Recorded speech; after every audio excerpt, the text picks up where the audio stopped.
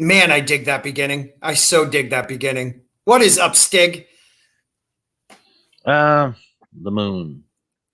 The moon. Yes, it is. Is it out? Can you see Yeah. clearly on your side of the world? Well, it's really dark now, but I did see the moon earlier. Yeah. Well, I want to welcome everybody to the Monday night stream by the Crossroads. This is a little bit different because we finished Game of Thrones, the first book in the Song of Ice and Fire series by George R.R. Martin. Today, we will be talking about, not just only, but we'll be focusing on The Hedge Knight. It is one of George R.R. Martin's novellas in the Duncan Egg saga, I'll call it, or series. I believe he wrote this book in 1998, and we follow the adventures of Sir Duncan the Tall and a young squire he picks up along the way by the name of Egg. And, hijinks ensue. But first, what we'll do is we'll just say hello to the chat as people are rolling in. And we have the very first person is Emotionally Unstable Amphibian. All hail the mighty Spork. I thank you, good man. And Emotionally Unstable Amphibian is one of my channel members. Feel free to follow the link on my page and support the channel that way. McKinney is driving home, so he's running late, but he will get here soon. And then we have Bone, Mighty Sporking Power Rangers. I always love when they use my name in like a show or something. That's a good one. Tina Bojan, good evening, friends. Good evening, Tina. And the great new YouTuber, Nick McCabe. Hey, Sporking News Podcast. Hey, chat. What's up, my friend? Guys, check out Nick. He has his own channel. Him and his brother, Sam, they're doing some good work over there. So please check those guys out. And if there is somebody who is one of my mods, throw that link in there at some point tonight. I am. I'm going to be honest. I'm sub to one of them, but I'm not sure which. That's not a twin joke, though. It's just that isn't. You got to get to the other one, man. You can't choose a twin. You got. They come in the package when it comes to subbing. Yeah. That would suck if one of Nick blew up, but Sam didn't for some reason. So Nick is at 10,000 and Sam's at 300. That would kind of they're Christmas. Ooh. They're gonna blow up because they've already doubled their efforts. I see what you did there. And they do good work, so I like their stuff. Yeah, they're good people. They are. So we finished Game of Thrones, man.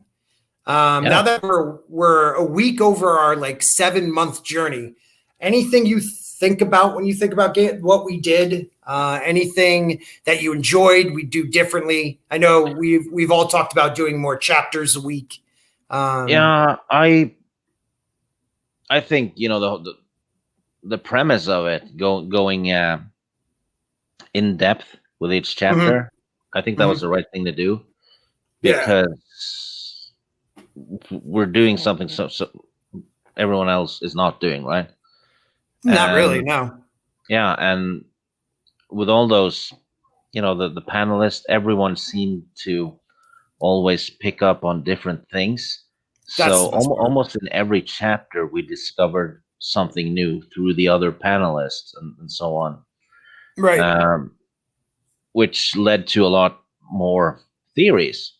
Yes. And I think that's the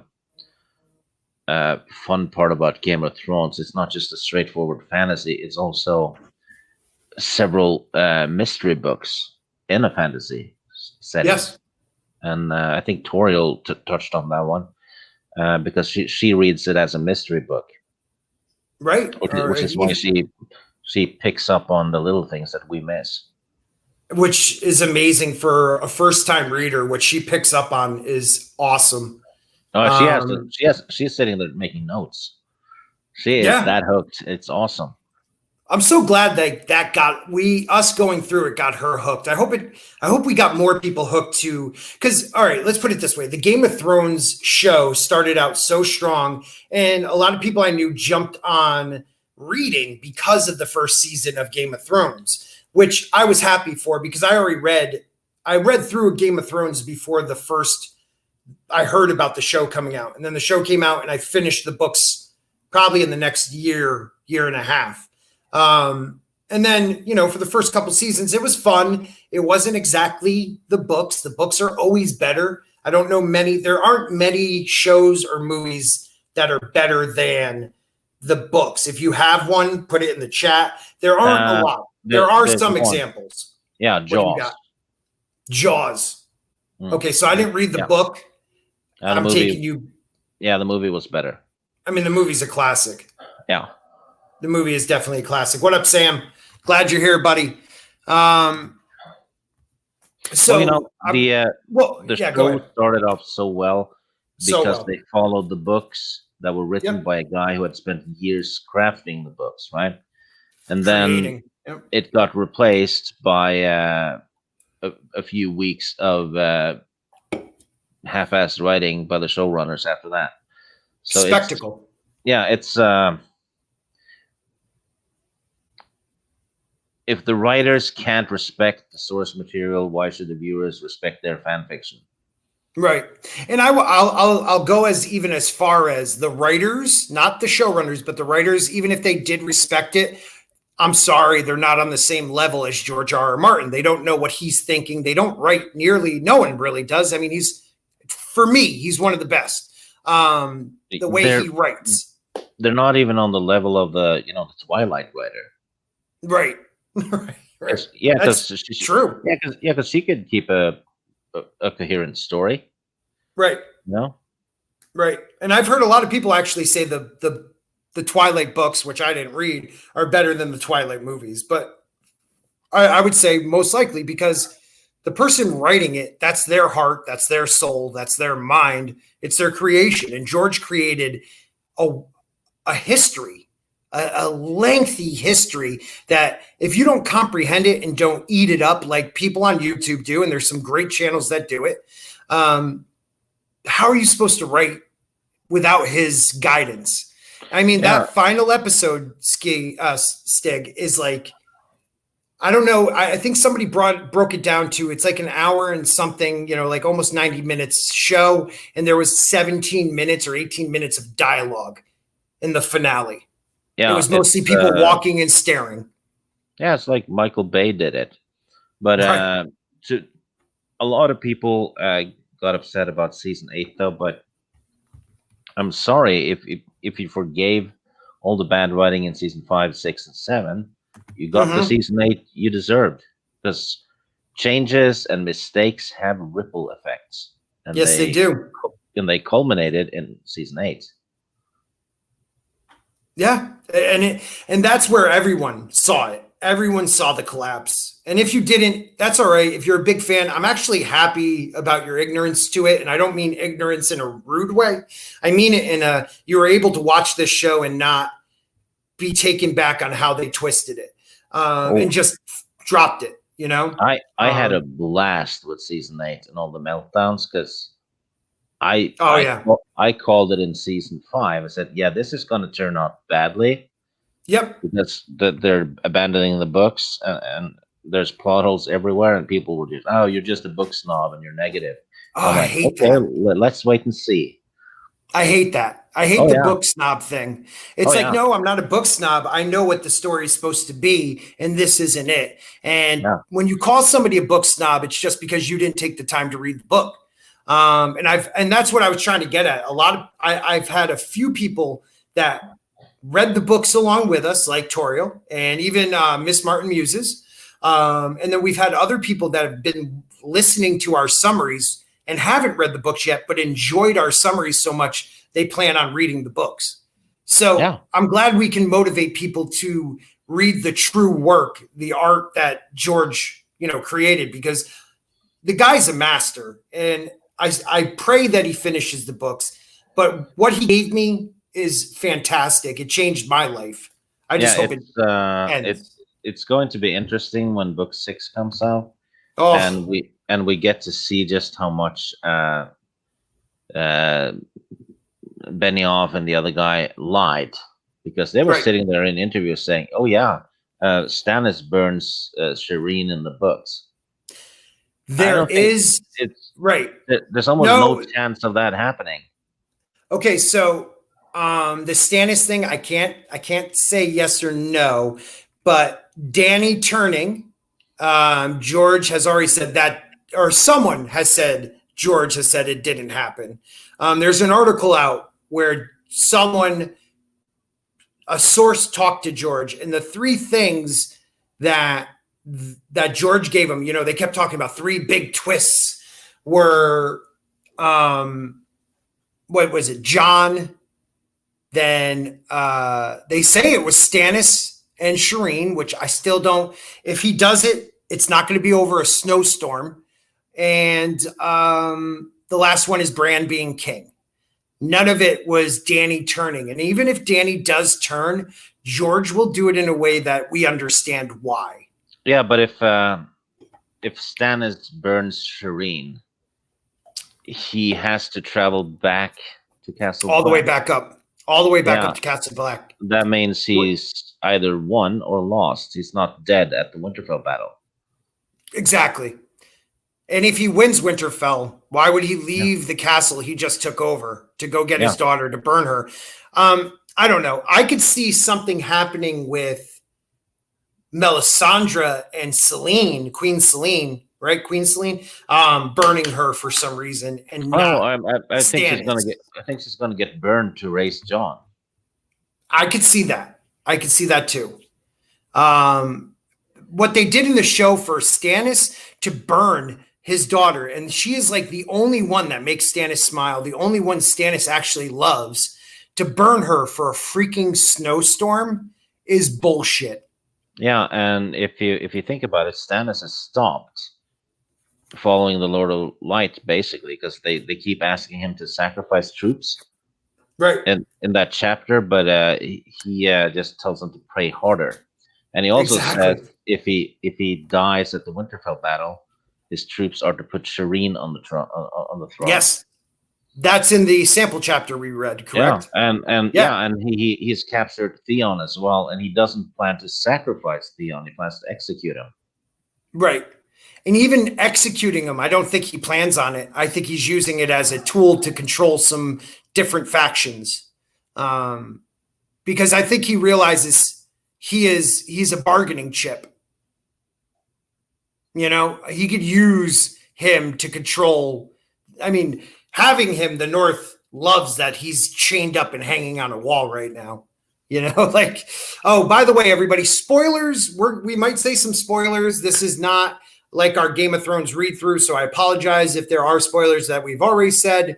But we might talk lore when we're talking the Hedge Knight. We might talk about the years in between the Hedge Knight and the main story, and we might talk a little bit about the main story too.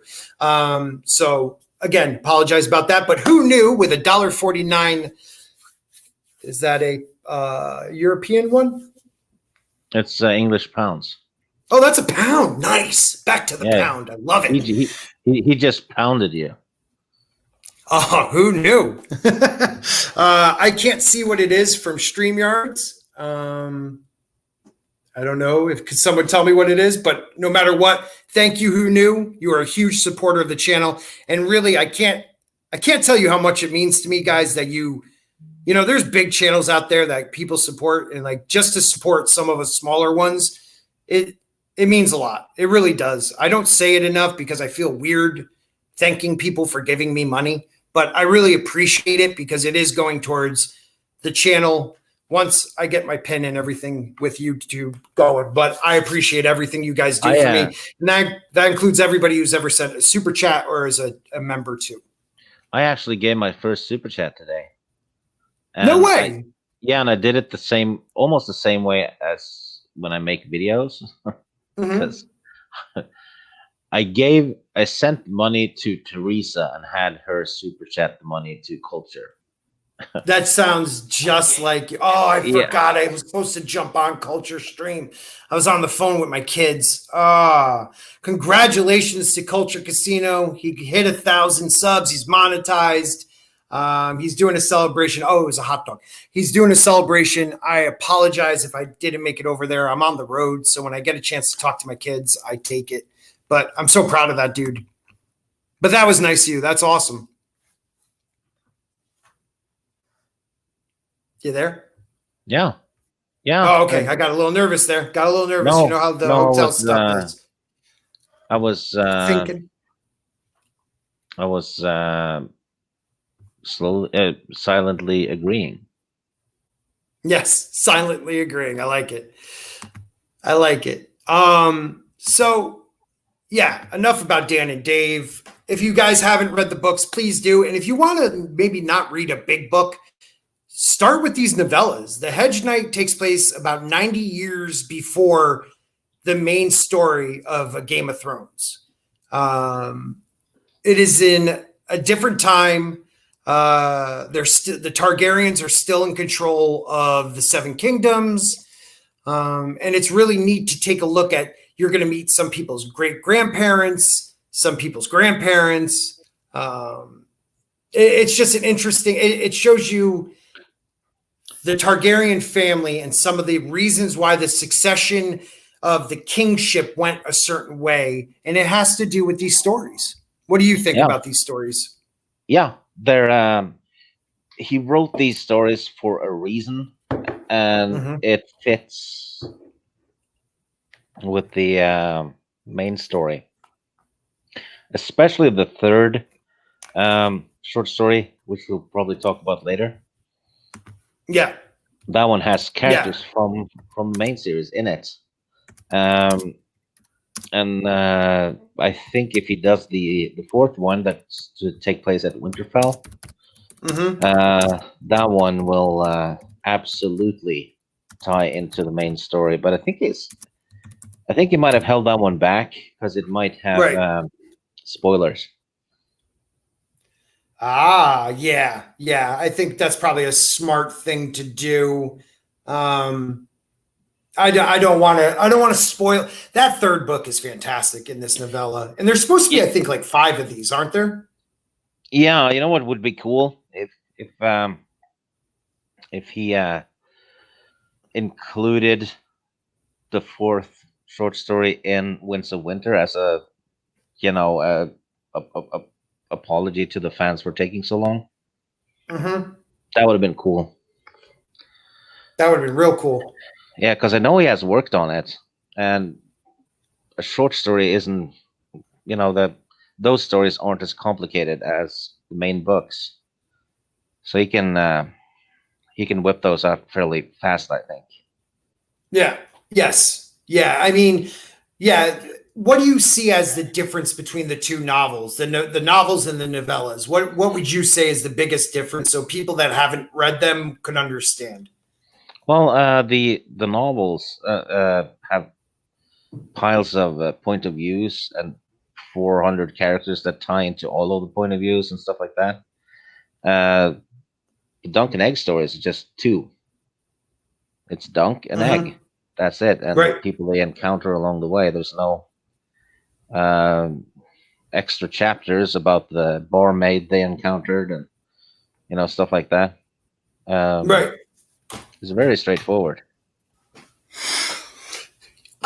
So a lot of people say that. They say it's really straightforward, and it is. Don't get me wrong. It is definitely completely. There's not as much, read this in the first book and it'll change something big in the third book, like the main series. But I have to say, in these novellas, he created 2 characters, and maybe let's jump into it and I could explain it a little more. But I mean, we're going to talk about it anyways, but you have Dunk, who is a guy from Flea Bottom, and Egg, who is a prince of the Targaryen family. And you get to see the difference 2 people view the world of Westeros. One coming from, even though Egg says we come from the same city, one comes from the gutter and one comes from the top of the hill. And you see sometimes the differences in what they learn from each other is one of my favorite parts of these novels. Yeah. And this is what a lot of writers do. They take 2 different characters, vastly different, because then you have something to well, they can bounce ideas across by just having dialogue, which can be used to explain the situation, right? Through that dialogue and all the differences and stuff. And they did the Yeah. exact same thing on, well, many TV shows. Because look at X-Files. Mulder is an atheist, but he believes in UFOs and all these, supernatural Right. things. And you have Right. Scully doesn't believe in it, but she's religious. So whenever they discuss a topic about religion or supernatural stuff or whatever, they will Yeah. get all the different viewpoints about it across through dialogue. That's the same thing George is doing with Dunk and Egg. Yes. What I do also like is I feel like Dunk is the audience. So Dunk is in this world. He's brought into a world he doesn't understand. So it gets explained to him, which in fact is really explaining it to us. Yeah, but he's also explaining his world to Dunk. Yes, that is true. Or to Egg, you mean. Dunk is explaining. Yeah. So maybe we're kind of both of them in a way. Yeah. Well, as soon as one of them explains something, right. One of them. And would you say this is more of a POV through Dunk, or is this a third person read? Like we hear Dunk's thoughts, but is it a POV of Dunk the whole book? Like, how do you explain this style of writing? Do you know? Well, I should have looked that up. Well, he's writing in the same style as the. Well, he's writing third person. The Game of Thrones books are third person limited because they're limited to one character in third person, right? Per chapter, right? Yeah. So, yeah. Right. So, even though we do hear Dunk's thoughts, it's still kind of third person, right? Because it's from his perspective only. Yeah, because the when you read it, it's Dunk walked into the tent and stuff, right? So it's third person. If it was first person, it would be I walked into the tent. Right. That would be first person. Yeah. I want someone to write in second person and go, "You walked into the tent." Really mess people up. That would be awesome. Yeah. Oh my god, that'd be great. You walked into the tent and pissed on the dog. So, in this novella, we start out, and tell me if I go robotic because I'm on a different page. We start out with Dunk, and he's burying somebody. And we find out that Dunk is burying a hedge knight by the name of is it Arlen of Pennytree, of Pennytree, right? And Dunk is talking to him as he's burying him, thanking him for taking him out of Flea Bottom and giving him a chance at squiring in a different life. But he reaches a point where he doesn't know what to do. Does he, he has 3 horses, he has the armor, the sword of this knight, but he doesn't know what to do. He thinks about maybe he heard of a tournament in Ashford. That's where they were going, him and Sir Arlen, when Sir Arlen caught a cold and died on the way there. And he thinks maybe I'll go there. First, he thinks maybe I'll go there and I'll find someone I could squire for. But then he kind of decides that maybe he'll go there and be a knight and wear this armor, bring the horses, and try to enter the tournament, which is taking control of your own destiny, I guess. And he's also suddenly out of a job. Yes, and for a squire, if you lose your knight, you're on bare ground, because the knight will also feed you, right, and train you, and he needs to come up with a way to get food, basically, and food money. Right. And I find it funny because so now we find out that Dunk does take the armor, and he decides, I'm going to try out for this tournament, which only knights are allowed to participate in. Now, throughout the book, people question him about his knighthood, and he never says he says Sir Arlen knighted me, but he never ever says anything else about it. And there's a lot of people that don't realize, I've always, as I read these, always realized he was never knighted. There are people that believe he was knighted by Sir Arlen. What do you think? No, he didn't knight him. Okay, I thought it was obvious too. Yeah, well, could be I'm wrong, but I always thought he didn't. He just, through desperation, called himself a knight so he would qualify. Right. Which is a bit like, that movie, A Knight's Tale? Mm-hmm. With, yes. Heath Ledger?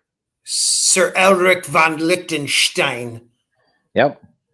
Yes. But that's kind of exactly what I think too. Like, he took the opportunity. The knight passed away and he said he was knighted. And it's, unlike that, this one, I don't remember if he has to show, any form of, heritage that shows that he's a knight. I believe it's just, I was knighted by Sir Arlen. Someone has to say, I know, vouch for him. And I think it turns out to be a little bit later, the Crown Prince actually says, I know who Sir Arlen is. I broke 4 lances on him. I will vouch for him. And that's the only way he gets into the tournament. But it's not like, you need the family tree or whatever those papal, certificates are of whatever they are. Yeah, I think in general, you have to knight someone in front of a witness or two. Yes. But that didn't. But it's not a huge ceremony, right? It's not in this world. No. Well, it depends, because in wartime it's a quick thing, because they need knights all the time, right? Because people were dying. Right. But in peaceful times, I'm sure that there would be a bit of a ceremony here and there, depending on who's doing it or who's being knighted, I suppose. Right. I could imagine there was a big thing when Sir Jaime Lannister got knighted. Mm-hmm. Well, he was knighted. It was like kind of right after was it a tournament? He got knighted right after, or was it a battle? It was a tournament, I believe, and it was just on the fly. He got knighted, and I guess that happens in Westeros. That's just their way. You could just take the knee. I knight you, and you're a knight now. Yeah. So it's hard to prove that he isn't a knight. But again, the only reason I bring that up is because I've seen a lot of people's reviews and people's theories that they don't know if he was knighted or not. And to me, I always thought it was obvious he was not knighted. And at some point, I always thought someone will knight him. Yeah. I don't know. Maybe he'll admit to it in later stories, though, because it might be something that's been eating away at him, right? Mm-hmm. I believe it is. Because we come to find out Dunk is a very honorable guy. He realizes that all he has in this world is his honor. And he lives by that code that Sir Arlen taught him. So he even swears it to him, and so he takes the armor, puts it on, gets on the horse, rides, and outside of Ashford Meadows, where the tourney's going to be, he stops at an inn, a little pub. And while he's there, he buys himself a drink. And before that, he sees a boy he assumes is a stable boy and gives him the horse and tells the kid, be careful with these horses. It's a little kid with a straw hat on that has a shaved head. He thinks nothing of it, but the kid's like, I'm not the stable boy. He's like, yeah, I'll give you this. Go.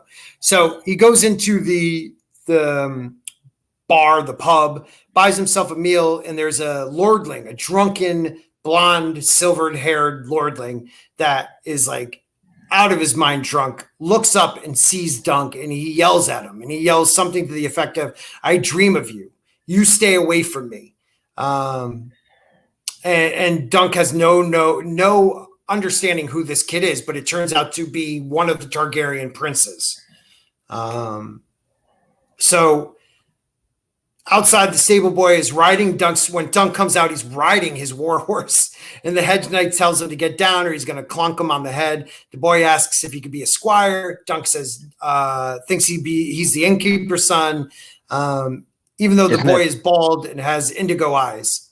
Isn't it interesting that he basically has prophetic dreams? Yes. Because that tends to happen to a few choice people in the main series. Right. And to be honest, because we can go through the past, this lordling being a Targaryen, there are Targaryens throughout the years. Take Daenerys the Dreamer. She was the Targaryen that dreamt of the doom of Valyria 10 years before it happened, 10 to 12 years before it happened. And that's why her family moved to Dragonstone, took everything and left for Dragonstone when everyone thought they were crazy. And then 12 years later, Valyria is gone, destroyed in a massive cataclysm. So they have these dragon dreams, and it's passed through their family line. And what do you think of that? We have Rennie in the chat too. Rennie, where's she? I'm sorry, I was on another page. There she is. And who knew just subbed you? Thank you. There you go. Thank you, Rennie. Hi, good to see you, buddy. So Dunk doesn't know what to do with this kid. The kid keeps following him. And he almost just becomes his squire, you know? He kind of just forces it on him. Now, the little kid is bald with indigo eyes. Even though he doesn't look like the innkeeper, he thinks that's who it is. But Dunk leaves the inn, reaches Ashford Meadows.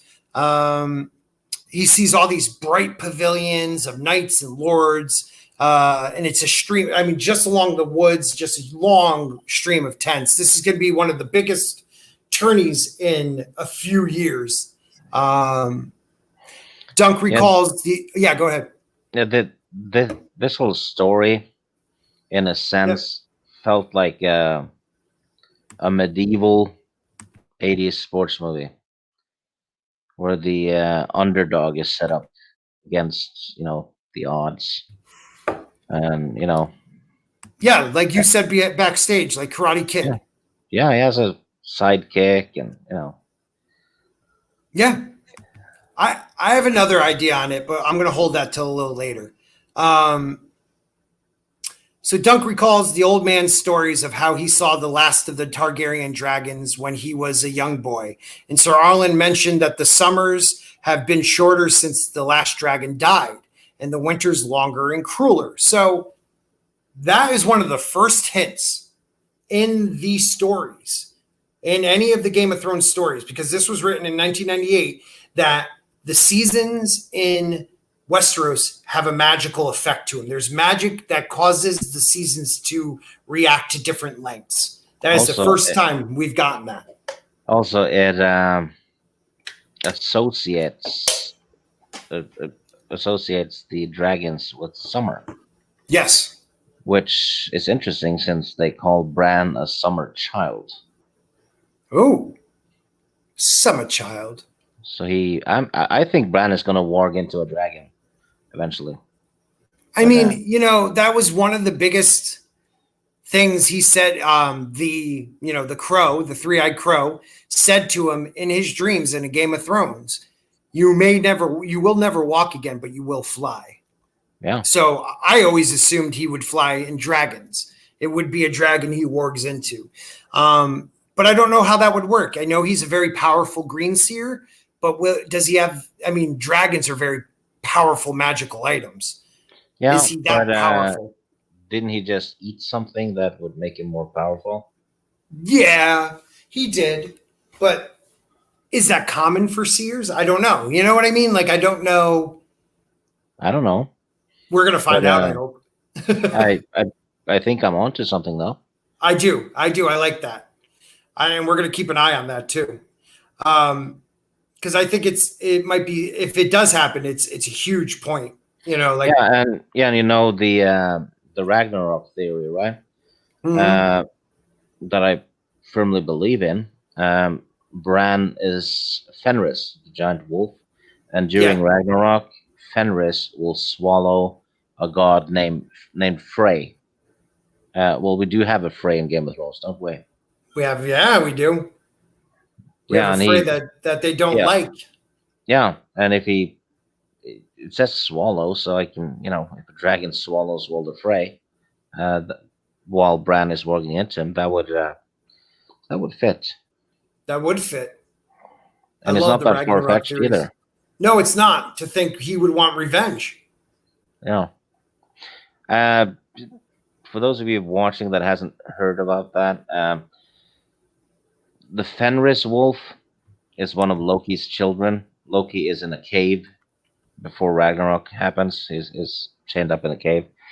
Uh, Fenris gets chained by its hind legs by a god named Tyr, and later breaks his chains, and Tyr later loses his hand as a indirect result. Um, Jamie chained Bran by paralyzing him from the waist down, hind legs, right? Yes. And then Jamie later loses his hand. I mean, come on, It kind of it's lines very up. well. It Yeah, and he's a does. child of Loki by because the guy in the cave is mentoring him. So Yes. I like it. Hello, Miss Martin Muses. Hello, gentlemen. How are you? I'm here. Well, thank you for coming. We appreciate it. We're kind of hello, just Miss. going. Hello, Oh, Miss he's gonna- Martin. Hello, Miss Martin. Does the Cockney? Hello, Martin. I love So it. we're just going over some stuff here. We're kind of running through the Hedge night, but we're talking about whatever pops up, kind of. Sure. Have you been able to read the Hedge night, or is this? I've read the comic adaptation, the one that's illustrated close. by Mike S. Miller. Yeah. Yes, a lot which of is my fun. thumbnail. My thumbnail was Mike S. Miller. I gave him props in my description. Nice. Mike S. Miller's artwork is beautiful. Absolutely magnificent. And if Mike S. Miller ever sees this, please come on my stream. I love that dude.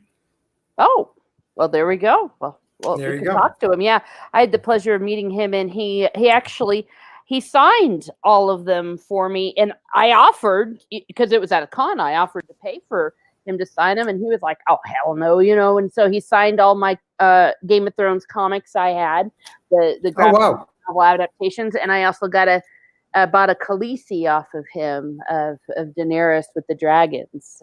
Oh wow. Beautiful. Yeah, he has gorgeous artwork. I've seen him on a few different shows. I think he's been on with Gary. I know he's been on with Order of the Green Hand, which is one of my favorite Game of Thrones channels. And his artwork is gorgeous. Yeah.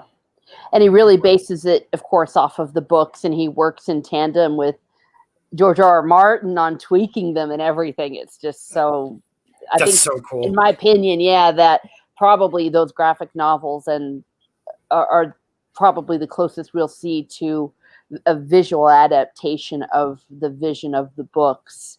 Yes. George and him worked closely for those graphic novels. So yes, I agree with you. Definitely. Unless we somehow get a remake of the TV series, but I doubt that will happen. Yeah, I doubt that too. Yeah. So where we are is we just got to Ashford Meadows, where the tournament's going to be. And Dunk is thinking back to Sir Arlen, talking about how the dragons died out and the summers have been shorter because of it. Winter's more cruel. When the dragons died, they were no bigger than a dog and they were sickly compared to like barely screwing up his name, the Black Dread, Balerion, the Black Dread, which is like massive dinosaur. Oh my God, dragon. So Dunk goes off, to a merchant stall to try and acquire armor. He passes two puppeteers from Dorne. One is a tall young woman who Dunk takes to right away.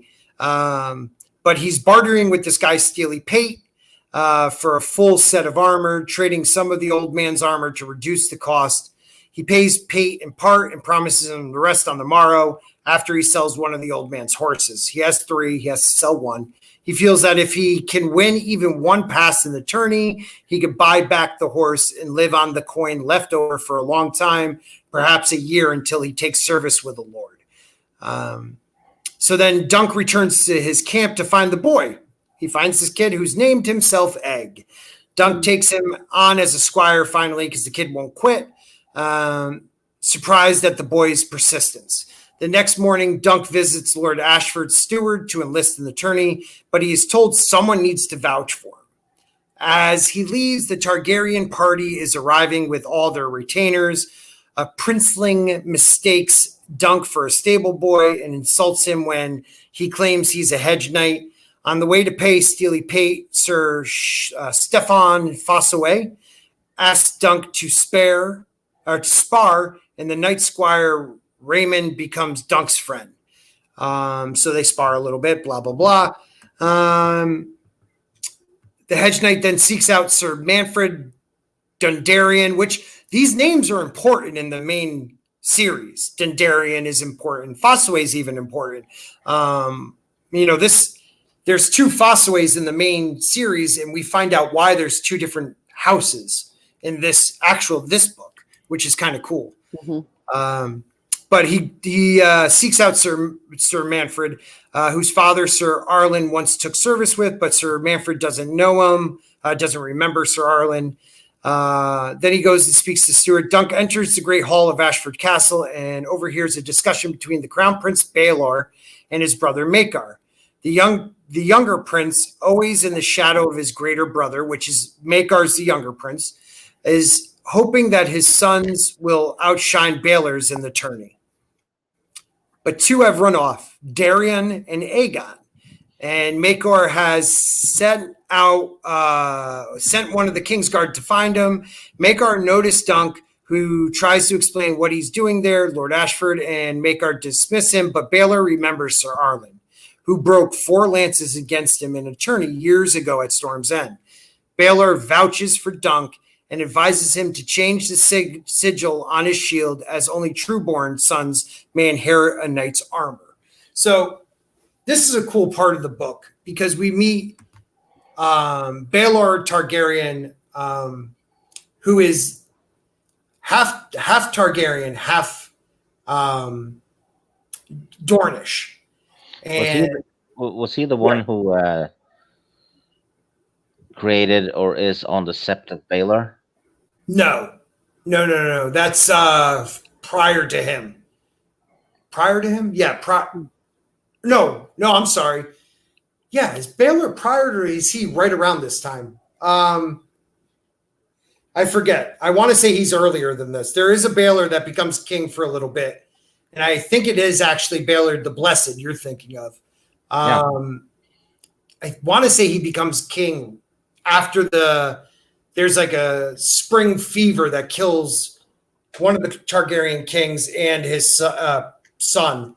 And that's how Baelor, I want to say, I would have to look at the family tree right about now to get it exact. But he is, they call him Baelor Breakenspears. Is it Breakenspears? But he's this like true knight. He is tall, tan, dark hair.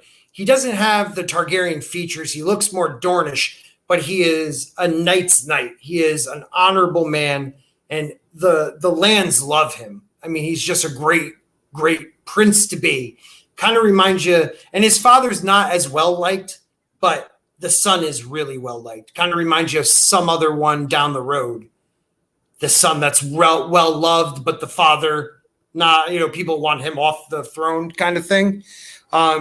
Which I kind of like this. You're going to see some mirroring George does through his books, through the centuries, people that kind of mirror other people that are in or talked about in the main series. Yeah, he tends to do a lot of history repeating. Yeah, he definitely does. So Dunk is now, he got his someone to and for someone to vouch for you, I think the Crown Prince is a good one to get vouch for you. So Dunk finds Egg watching the puppeteer. The Tanzel is her name. After he asks her name, but he asks her to paint him a new sigil. He chooses a shooting star over an elm tree, remembering that he saw a shooting star at camp that night and the elm tree because he's tall. The tourney has 5 pre-chosen champions to represent the young Lady Ashford, who the tourney is for because it's her name day. And any challenger who wins will join the 5 champions. Dunk watches the contest carefully, considering his odds of defeating any of the knights and lords present. He thinks he has a good, could take Prince Valor, Baylor's eldest son, but he isn't sure how he would be taken if his chance to injure the prince. So that is a great fear a lot of these guys have, is when and this goes throughout history, when the princes or the king joins a tourney, do you actually fight against them? Do you break lances on them, or do you let them win? You know? Let's see. So during the joust, Maker's second son, Arian Bright Flame, challenges Sir Humphrey Harding. Arian's lance rides up and impales Sir Humphrey's warhorse. The dying horse falls on Harding's leg, breaking it. Lord Ashford, at the behest of Baylor, awards Arian's charges to Sir Humphrey and declares the injured knight the victor.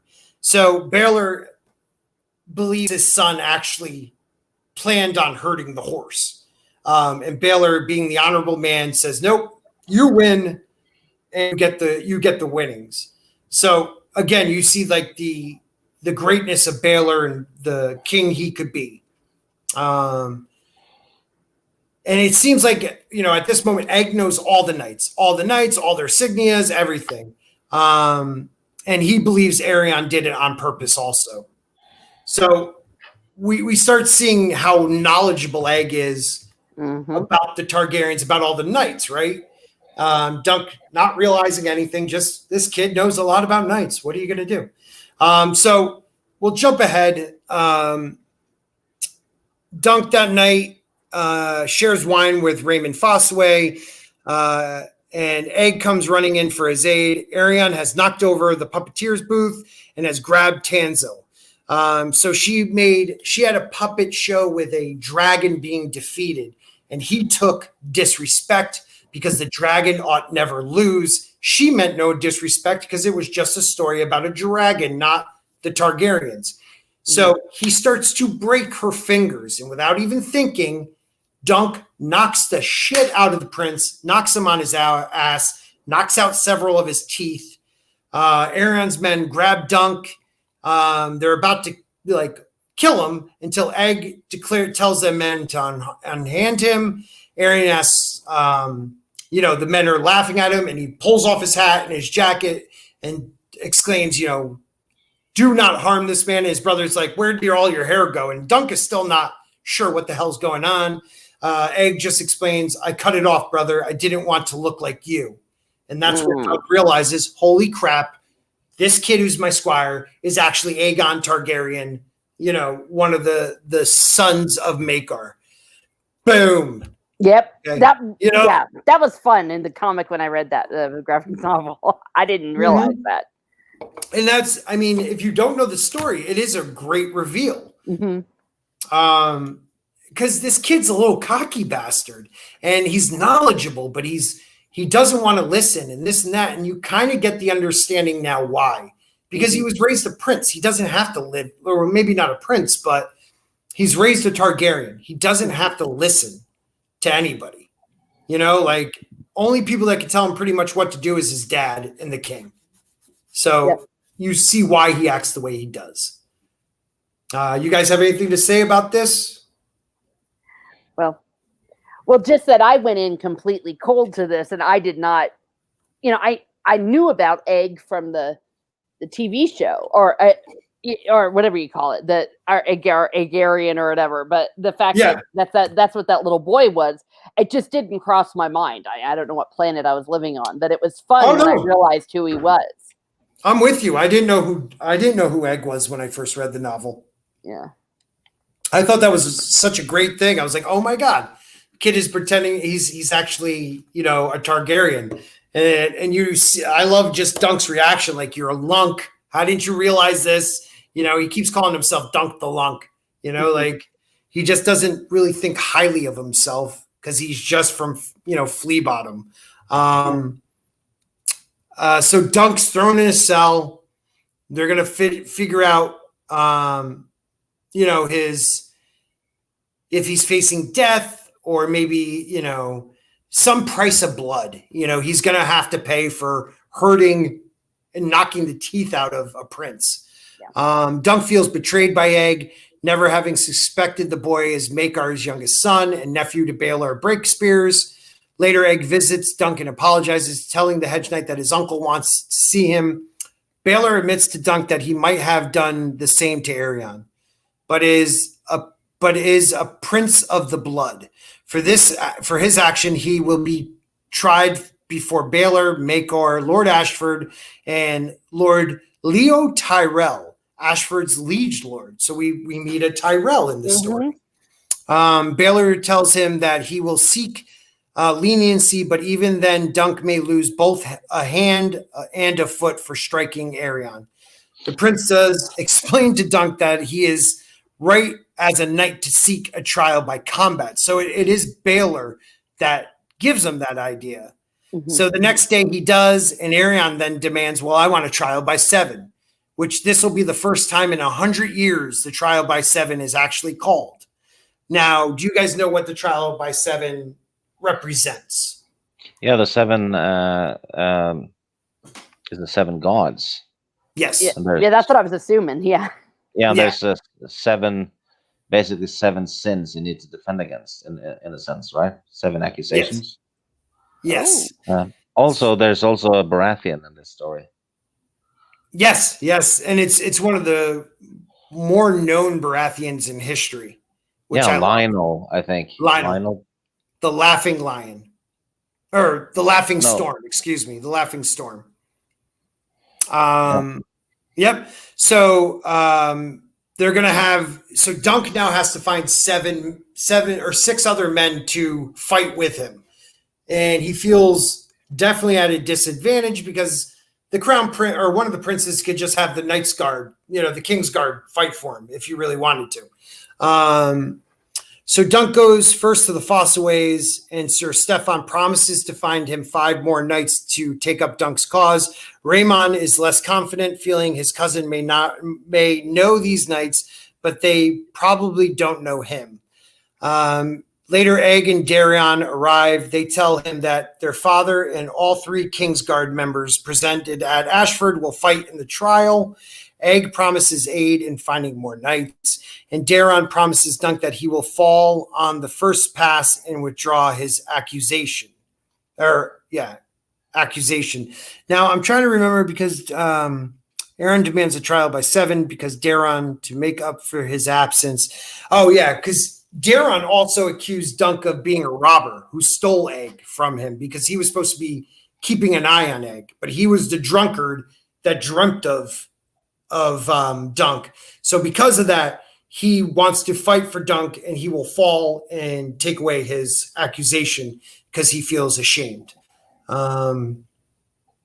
So then he will only need to have Aerion withdraw his or kill him. So both brothers hate Aerion and name him a monster. Darion then tells Dunk of the dream he had. This is the reason why he recognizes Dunk in the tavern and how his dreams often come true. He sees to have the green sight like Jojen Reed. Oh. But I believe it's not green sight, it's a dragon dreams. But that's what they wrote in this wiki of ice that I'm reading from. He dreamt of Dunk falling down but alive, and a great dragon falling over him dead. Steely Pate gives Dunk the shield Tanzel painted for him, telling the Hedge Knight that the girl has fled for Dorne. Pate helps Dunk, and when the common folk cheer him on, Dunk asks why. Pate tells him that he is a knight who remembers his vows. So right now, Dunk, who is most likely not a true knight is the knight of the people, because he does remember his vows. And even, Baylor recognizes that. And even though he realizes he did the right thing, he knows that if he doesn't ask for a trial by combat, he's going to lose an arm or a foot, which is just crazy. So we're seeing in this story that knights aren't what they're supposed to be. Knights do not live up to their vows. I think of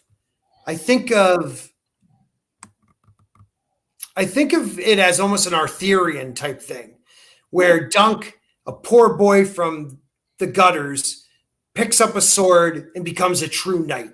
Maybe not the king, that's Egg, who is also pretending to be somebody else, but Dunk is the one who shows us what a knight is supposed to be.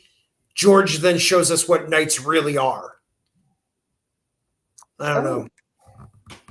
That's an interesting point of view. Yeah, it's just I've always thought of it like that. Like Dunk is us. We get things explained to Dunk so we understand it. Yeah. But Dunk is also the everyman, the person who dreams of being a knight and who truly wants to hold to those vows.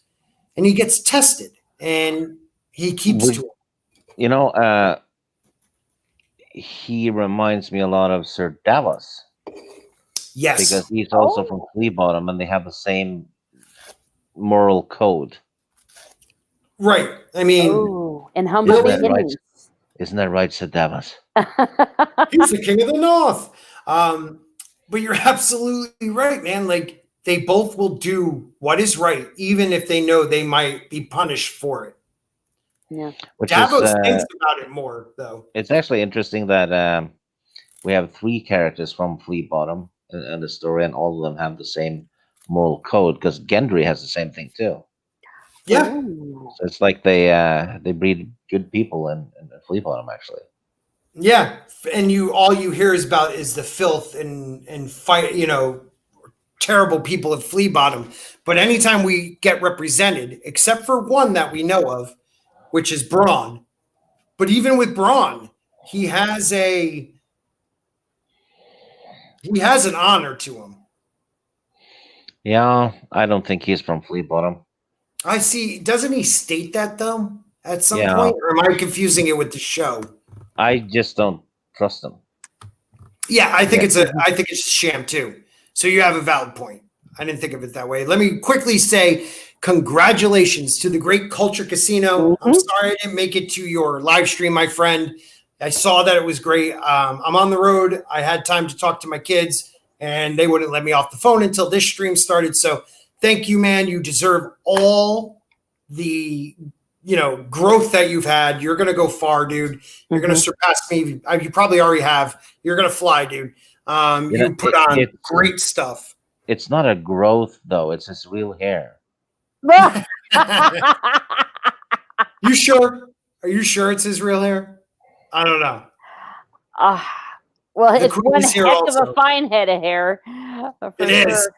It is gorgeous. It is gorgeous hair. Yeah, I was saying that, I really don't know much of anything about this except for what I read in the graphic novel. But what you said about the Arthurian thing, I guess it makes sense because while we have the theory about the Nordic stuff, yes, it is also true that he did rip off some of the history, the War of the Roses and the Tudors and things. And it would make sense that in a prequel kind of thing, in a more mythical kind of era, if you will, before the Game of Thrones, that he might dip into a little bit of Arthurian legend.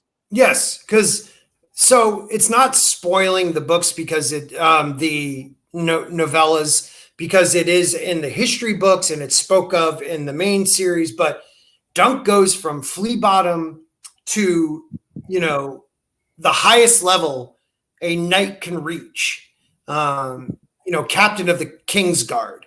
So you got this guy who is most likely not even a knight, sticking to what a knight is supposed to be, and in the long run is rewarded for it with greatness and honor.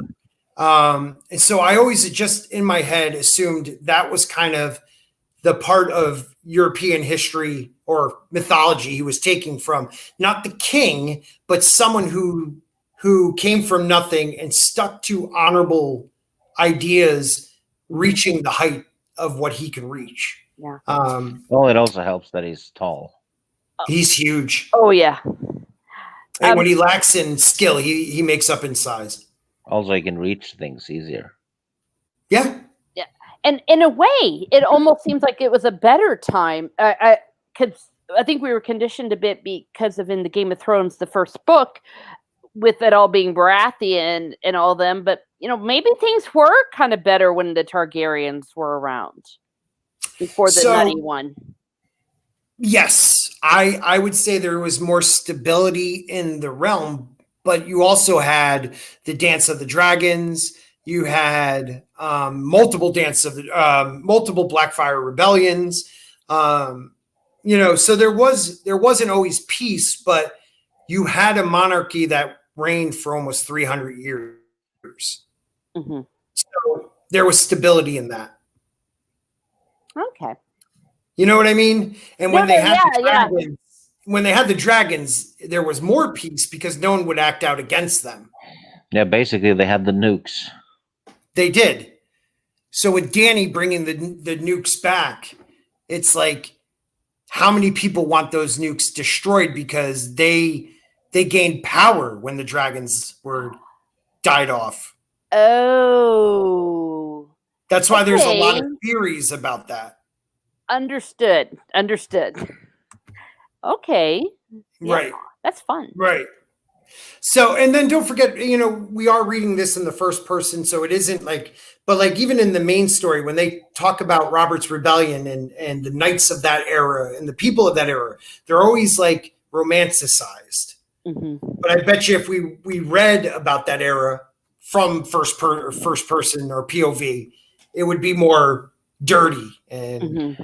Oh yeah, you could just go back to World War II. Mm-hmm.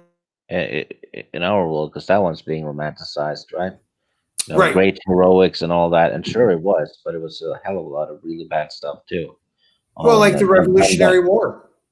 Yeah, and the flame bombing of Dresden. Oh yeah. The Hiroshima bomb. I would say those two were heroics, right? Because they were that was civilian targets done by the heroes, right? Killing hundreds of thousands of civilians. Lots of gray areas. It's only a flesh wound. Yes, a lot of gray. But when we talk about it in a romantic style. So, right here, we got a knight who did the right thing and he might die because of it. But George does write these a little lighter. They're not as violent, as in graphic as his other main story. It's not as political. There are some political things going on in some of these books, but it's more just a quick novella talking about that era that really does affect the main story down the road. I love these books. They're such a quick read and they're so much fun. So let me just finish the Hedge Knight summary real quick. Dunk finds 3 knights waiting for him.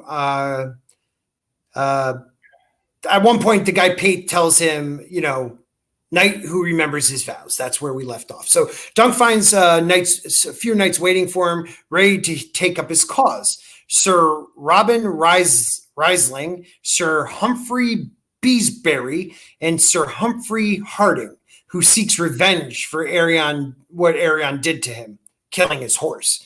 Shortly after, Sir Lionel Baratheon, nicknamed the Laughing Storm because in his battles with people fighting, he laughs, joins them too because his reasoning is this is the first trial by 7 in 100 years, and damn it if he's going to miss out on it. An egg is responsible for bringing Sir Robin and the Laughing Tree. However, Sir Stefan has changed sides, so that's I'm blanking on his name. Stefan Hathaway, Fossaway. So he turned on him because he was promised lordship from Prince Magar. Raymond, his cousin, angered by his cousin's actions, changes his sigil to a green apple. So the Fosaways are a red apple. So his cousin breaks that and starts his own branch of the family with a green apple that is still active in the books today. And when he was asked about it, he says, and it doesn't say that here, but I do remember this. He says, "I'd rather be an unripe, bitter green apple than a wormy red one." I always thought that was kind of funny. So the trial is nearing. Dunk desperately seeks a seventh knight, but no one stands for him, and only the brute of Bracken has the decency to answer him, saying that he knows him not. All seem lost. So Dunk stands up in front of these knights and says, who will stand with me for honor? Who is a true knight here? Who will represent me? People are like, we don't know you. Make our stun.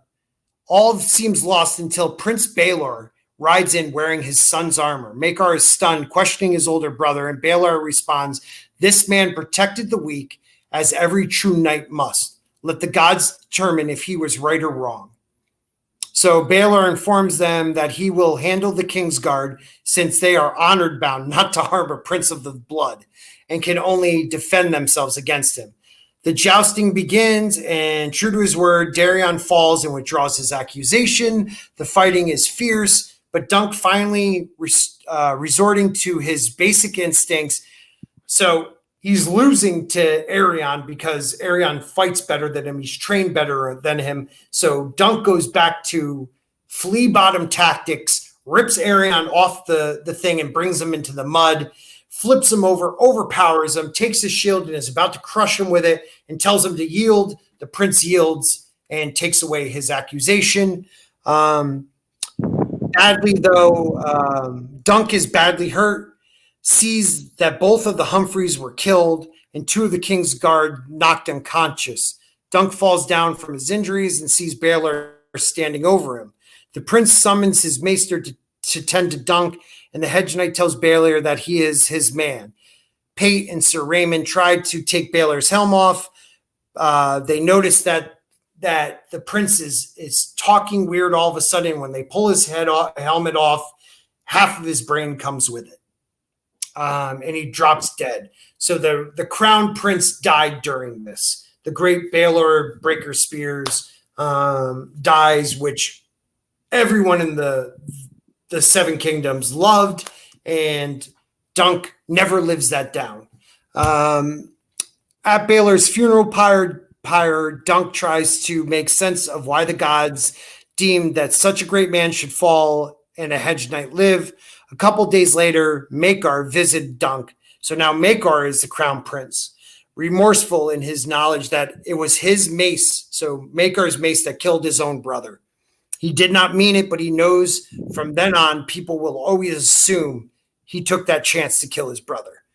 But Dunk feels he was much at fault for Baelor's death too, saying, "How could my foot be worth the prince's life?"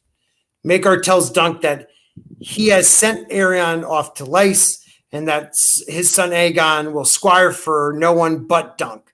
The prince offers him a knighthood and a position in Summerhall if he takes Aegon on. Dunk says, "No, I will take Aegon on, but I wish him to travel with me and deal with the hardships of being a Hedge Knight, to teach him what life is truly like. And then afterwards, he might take up Makar's offer."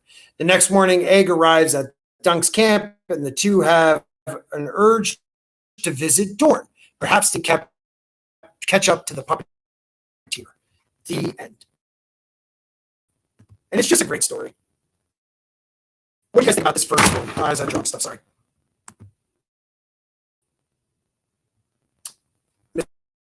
Smart Muses? I think takes up away. Anyone? I'll talk. You're muted. So I'll talk. I do love these stories. If you have not read the novellas, guys, please jump on them. I think if you like A Song of Ice and Fire, if you like Game of Thrones, you'll love these. They're quick reads. And the story of Dunk and Egg, not in this book, well, it does. It affects the history books, because if Baelor did not fight for Dunk and die, completely different line of Targaryens would have ruled the Seven Kingdoms, where you would not have gotten the Mad King, you would not have gotten Dany, you would not have gotten her brothers. I mean, it would have changed the history. So because of Dunk, the history has changed, and that is how we get to the story we have today. And there is more that happens in the next few books. Am I still robotic, Rennie? Am I still robotic? Oh, it was you. I thought it was me, so that's why I was muting myself. I was trying to fix my internet.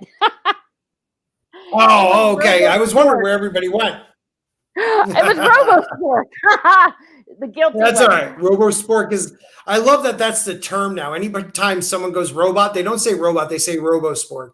So Exactly. at least I got something out of this. But what do you think? Well, of I'm this glad. story? I'm How so did you glad it enjoy wasn't me. Oh wait, that sounds terrible. No, it's probably me. I'm so glad it was you. It was all you. You suck. Um, So what did you think of it? Well, like I said, I've almost learned more from the summary than from the actual story, because I feel like I should read it. Because I feel like I've only skimmed the surface. But it's so fun and heroic, and maybe I'm a sucker, but I'm just sitting there going, oh my gosh, this is just so beautiful. I'm Sansa. Oh my gosh, I'm Sansa. In a way, it is kind of like the story Sansa hears. There you see some of the bad in the world, but mostly in these stories, they're very more kid friendly than anything. That's the only way we can put it. They're simpler stories, but they do have a major effect on the history of Westeros, which I find to be really cool. Yeah. But so I was right. I am Sansa, thinking they're so beautiful. You're right. Isn't that fun? And that's, I think, what's so fun about the world building that George R. R. Martin does, in that, it's like suddenly you're kind of part of the world, the way he keeps the points of view so well. Oh, I like that. Yes. In a way, I do feel, I know this is going to sound weird. It's the first story I ever read. His world makes me feel like I'm in it. Mm-hmm. I could step into it, and I know what everything is going on. I know where to go. I know how to deal with the people there. That's how well he writes. Yeah, and partly because of what they gave us from the Game of Thrones, we do have information, because it's like we've come back from the future. Right. Yeah. It's good way of putting story ends. I'm back. Yeah. All right, man. I was starving, so I made myself sandwiches. Oh, good. Oh, how sad you had to make them yourself. Yeah. Well, yeah, I didn't have Melisandre around.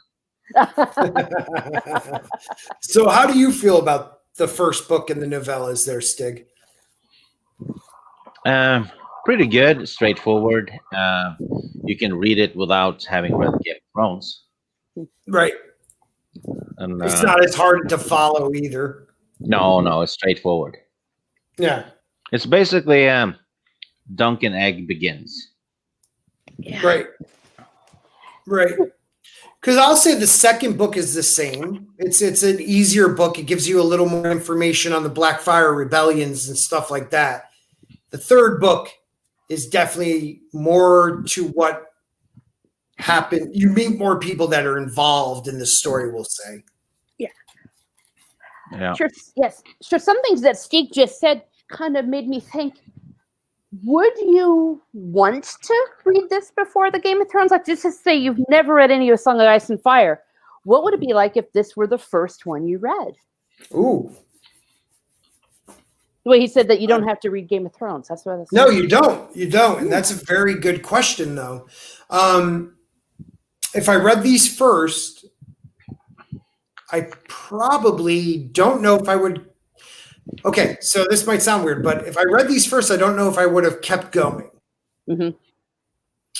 I enjoyed Game of Thrones, the first two books, so much before I read this novella that that's why I loved reading this novella. I don't know if I would have loved it as much if I didn't have any knowledge of who these guys were.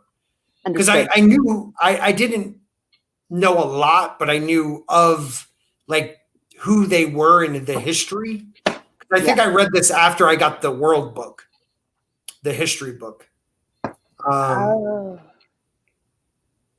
Yeah, that's a good question. Yeah. I think it's a good start, though, because if you do enjoy these books, it gives you a little knowledge 90 years before the story, what was going on then.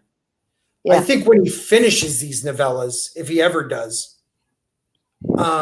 then I would definitely say that would be a great thing, because you would learn a lot of why the Targaryens went the route they went. Because like I said, Stig, while you were off, even in this first book, if this book didn't happen, if Dunk didn't get into a fight in this Battle of the Seven didn't happen, the Targaryen line would have been completely different than what it is today, the way it went today. Baelor may have lived, and Baelor would have been the crown prince, and Maekar and his kids and their family, which comes down to Dany, would not have been the kings and queens of Westeros. They would have been, the family of the kings and queens of Westeros. Yeah. And no Mad King. Right. So it definitely affects it. The Great Latino Slants here, guys. I got to go on Latino Slants show, which he has every Thursday.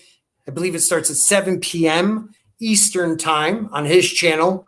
It's freaking awesome show. I love it. I can't wait to go back on. But I got to stream with the lead singer of Santana.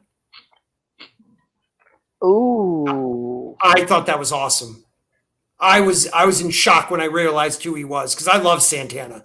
So, yeah. Okay. It was really cool. Oh my gosh, man. Andy Vargas. He's a really cool guy, really down to earth, really friendly dude, and we were talking about the movie Blood In and Blood Out. We had a good time, and I truly appreciate you having me on, man. So I'm going to get him on the dump very soon, one of the Wednesday or Saturday shows. And guys, please definitely go over and check out Latino Slant, and definitely check out his Thursday stream. He has way more production value than me. So don't sell yourself short. Oh, I'm just saying he does. I'm being honest. His production value is a lot better. He's good. Well, he's very good. You have better production value than I do. Yes, that is true. That is true.